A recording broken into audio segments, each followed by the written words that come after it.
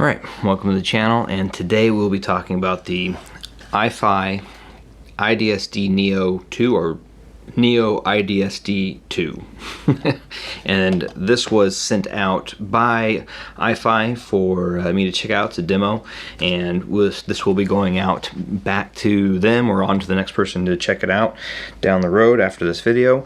But they are not asking me to say or do anything other than my honest opinion regarding this kind of nifty, tiny, I mean, it's a really small device. So let's dive right into build and aesthetics, kind of sound signature I got from it, what these little buttons here do with regards to the sound signature, then go into final thoughts. So let's dive right into build and aesthetics. All right, so build and aesthetics. It's very monolithic. It actually can be, well, it comes with a stand, and it's actually, this stand is like really hard to get on and off, like I'm wiggling here, but it's just foam. There's little pieces of foam in there, foam tape that are keeping it from scratching the sides. Really well done overall design for it. And then I'm not sure if you can see here, see if I can get in there, but there's little crosses, and that's for the feet, little rubber feet with like double-sided tape kind of thing for you to put on it. If this was like my own device, I would have put them on, but that's for placing it on your desk like so. So it sits, you know, like a kind of flat amp. And this is actually about the same size as a RME ADI2 DAC, an amp kind of thing. It's about the size of a book, like a fairly tall book, but about the size of a decent book.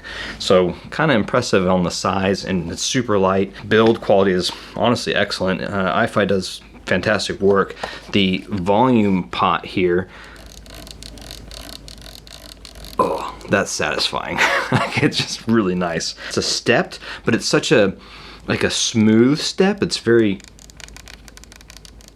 I don't know, like it's fantastic. I really enjoy it. And like the way that they cut out the zone here for the volume pot, it has like this shallow cut there that you can kind of see, and it's just the way it's done is just really pretty. Did a really good job there. The buttons feel nice, clicky, punchy. Excellently well done. Well done there regarding the button tactility or tactileness of the buttons. You can see where it connects here on the top, and there's one on the bottom as far as screws. So it's basically, let's see, 1, 2, 3 pieces of aluminum that kind of come together. Then up top here, right here, is this lovely plastic part, which the only thing I could think of is that this is probably where all the Bluetooth antennas are, and that's so that it doesn't get blocked by the aluminum case. Back of it, the connections we have back here. If you can see, we got the XLRs, RCAs, your standard inputs as far as power, USB, digital, and well, multiple digitals, and then an analog with a 3.5, I believe, millimeter analog connection there. Screen up here is pretty basic. It's just a small little LCD screen, and it will display like your volume. It will display the different gain modes, X bass, the 3 different X bass modes, and then your X bass.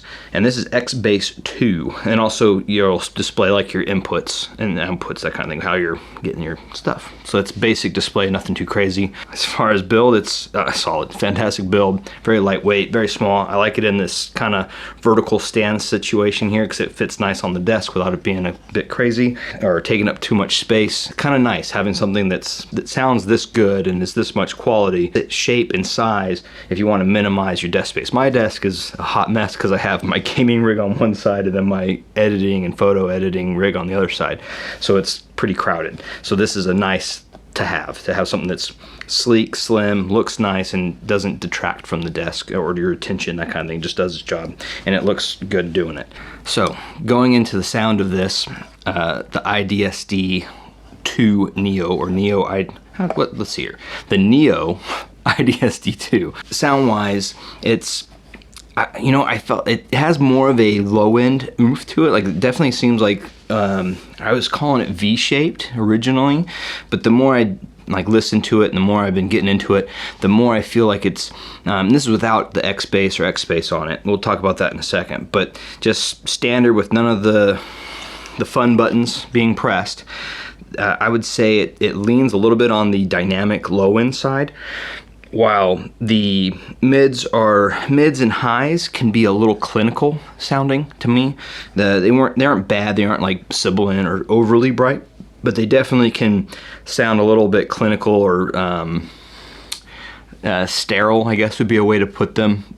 They're not very overly warm. It's a very dynamic overall sound signature that I got with this amp with all my different headphones. Listen to a lot of my ZMFs, my HD800s, HD700s, some IEMs I was playing with, and it does really well with the IEMs. It's a 4.4 millimeter here, or sorry, 4.4 up here and a 1/4 inch down here. They both work really well, and then it has this lovely ability to do the gain right here, and you switch the gain for like super sensitive all the way up things that need a lot more power, like my ZMFs and HD800 and what have you.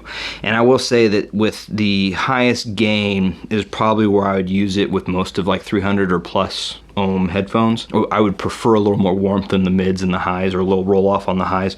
But other than that, it's, you know, it's a pretty great amp DAC combo, and then as an all-in-one it sounds really good. I was not upset at it at all.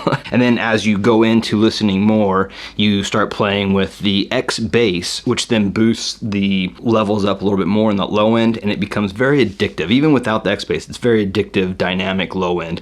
And then you put the X bass on, and it's X bass presence, and then both X bass and X bass presence. So those are the three settings for X bass. You can just, it kind of gets crazy.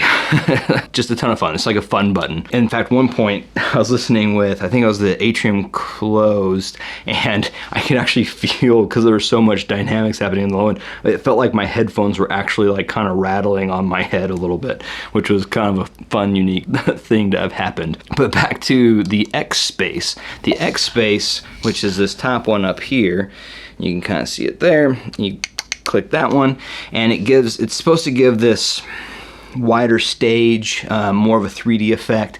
And I have it on some of my other i5 products that I have, and I've never really enjoyed it. Like it comes off too fake for me. It almost sounds like, if you ever had played with the filters for like different things that have different filters, like they'll have ones on like certain AV stuff and what have you.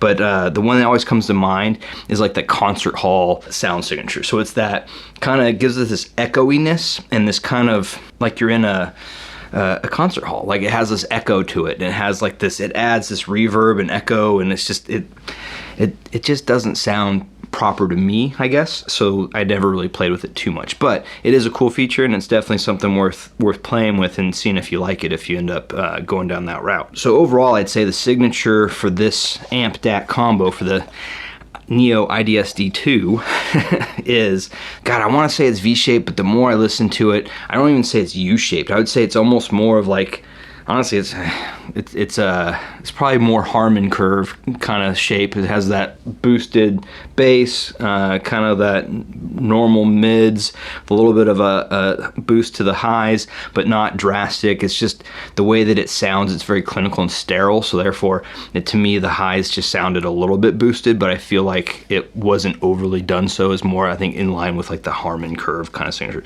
Not that this is going to play heavily into that, like the way that your, you know, sound signature is. Your headphones are going to be the bigger factor for that, but I would say that this emphasizes those areas a lot with my headphones that I used. So yeah, I mean, it's almost like just a fun signature. It's nothing that I would find. I didn't find it overly engaging in the sense of that lean forward warmth that I prefer, but it is a very fun and engaging dynamic. Especially the low end dynamics are just crazy fun. So yeah, and that's basically my thoughts on sound for this lovely iDSD Neo 2. So, final thoughts. Who would this be for? What are my thoughts on it? That kind of deal. I'd say this is perfect for someone that wants something like a clean desk setup that's just, and then also going back a little bit, this also works as a pre-out, so if you have powered desktop speakers, this can control it. And it also has a remote, so if you want, you can actually have this be the thing to control from a distance as well. And this is also very, you know, clicky. It's pretty standard fare aluminum billet with like plastic buttons, but they're clicky, they're nice, it feels tactile. It's nothing outrageous, but you can, it's kind of hollow aluminum plastic kind of thing. It's aluminum, but has that plasticky aluminum sound signature, but pretty standard fare, pretty nice that it includes it. So you can use it with your powered desktop speakers, and it would work great with that scenario. As far as like a clean desktop, maybe like a college kid, or if you just want a clean desktop, like I said, office setup, and you want something on the side to listen while you're working, that kind of deal, this is great. But you don't want something that's like a massive stack or like some outrageous crazy thing or multiple things. You just want a one and done that, you know, is aesthetically pleasing to you. If this is that thing, that would be, you know, aesthetics are, you know, definitively subjective. But I find this to be quite lovely for that scenario as like a standalone, just one and done. It's pretty great. And then it has, like they said, all the features for Bluetooth, so you can sync up from afar. If you didn't want to deal with being on your computer or what have you, you can just basically have this be a Bluetooth to powered speakers or Bluetooth to your headphones. And with that, you could actually almost put this anywhere as long as you have power and Wi-Fi, or not even Wi-Fi, just Bluetooth, and just power essentially, and then you just have your phone to Bluetooth to it, and you could basically run it anywhere you want. So that's also kind of cool. You could have it be like a secondary station setup, that kind of deal, or you could have it be in, trying to think like different scenarios for this. Maybe it's a home gym deal, or, you know, or maybe you have it in a studio where you're wanting to have some just random music playing while you're working in the studio, or a studio, I mean like editing, like photo and that kind of stuff. But as far as just a one and done standalone, I think this is an easy recommendation. I think if you want something a little more warmer, I would go as far as like that sound signature, a warmer sound signature. I'm a big fan. In fact, I actually bought it, was my last video, which was the Niche Pietus Maximus. So I actually bought that demo unit. I reached out to CT and I was like, hey, I think I'm just going to buy this from you. Can I please buy it from you? But that being said, this is a great alternative if you like a little more cleaner sound signature with like super dynamic low end, and then having those kind of X bass and X space for kind of boosting, and that we don't have to mess with EQ. You just can be like boop and have some fun. And yeah, I think as far as that goes, and then also IEMs work really great with this. It's just a good all-in-one little setup that can be used for anyone that wants a really clean, nice aesthetic with nothing crazy, not a big crazy stack, and just be kind of done. And it has all your connection points that you could ever want, including all the latest greatest Bluetooth. So yeah, I guess the only really some of the big cons I'd say for it, at least, and these are all not very big cons, by the way. It comes with a bunch of accessories, but this one specifically is not my favorite, even though it's a little heart right now. This is one of the shortest USB dongles. Where is that? There it is. USB USB cables I've ever had come with a piece of gear. So it's I mean, what is that, like 1.5 feet, maybe 2? So just be aware of that. You might need to get your own USB cable for it, which most people probably have. Quality cable, just short. And then it comes with their iPower supply, which is really good, so it helps prevent any kind of power noise or that kind of thing. But outside of that, it's pretty basic. My point of view is it's an easy recommendation if you're into more of the dynamic low end and like a more clean sounding signature, and maybe more in line with like a Harman curve kind of deal. It's a little bit on the sterile side for my preferences, but overall nothing really sounds bad anymore that I've at least had in-house listening to. It's just different flavors, right? So it's just finding what flavor you like and going with it, and what features you want to have. This thing, it's everything in the kitchen sink is thrown at it for connectivity. So, and it's tiny, it's small, and it works really well. All right, I'm talking too much. So on that, everyone have a great morning, afternoon, evening, and I'll catch everyone on the next one. Cheers.